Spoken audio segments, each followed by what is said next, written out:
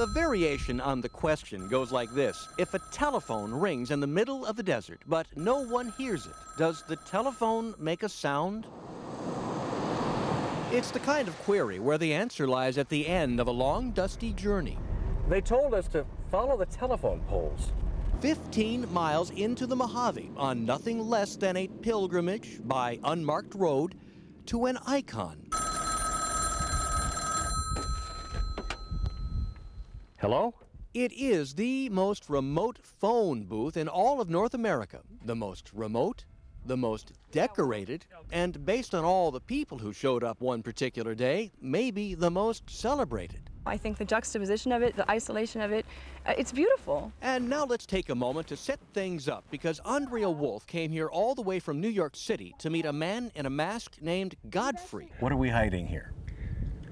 There's just some of us don't care to be photographed, that's all. For Godfrey, the booth is serious stuff. He's taken blocks of quartz to spell phone as a navigation device. Because this is right on the flight path from Los Angeles to Las Vegas. See, Godfrey makes the lofty claim of being the mere mortal who first revealed the booth to the world via the internet.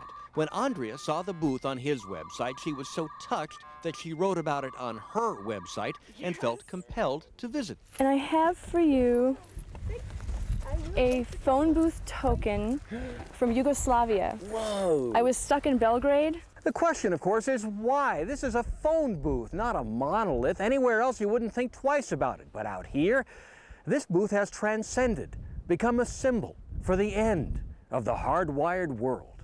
It's like an ink blot, something to embrace for those who love technology, or a literal target for those who think technology has gone too far. Originally, Ma Bell installed the phone for workers at a nearby cinder mine, though these days, when 760-733-9969 rings, it does so more as an appliance for callers from around the world who would never expect an answer. Is it the idea of making a noise? Well, it is kind of cool to think, here I am sitting here in New Zealand at my boring, stupid job, and I'm making something happen someplace cool halfway around the world. This day, however, would have a different aesthetic. I know who this is. Is this Javier? Baby! Before she left, Andrea had posted the number on her website, inviting those who couldn't visit to call. I was waiting to see who would be number 42, and it's you. The day wore on, and more people arrived. Steve and Chuck from Los Angeles. You're a sick, sick man, Chuck.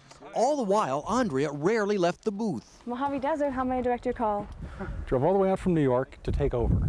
Is this Fatima? Is there anything to interpret here? No. And so the death of illusion, the notion that a telephone in the middle of the desert would somehow be more romantic. No, on this day, just like any other booth in our interconnected world, you had to wait. I'm here. I'm trying to figure it out. But all of this, it hurts my head. From the most remote and once the most secret phone booth in North America, Wayne Freedman, ABC 7 News.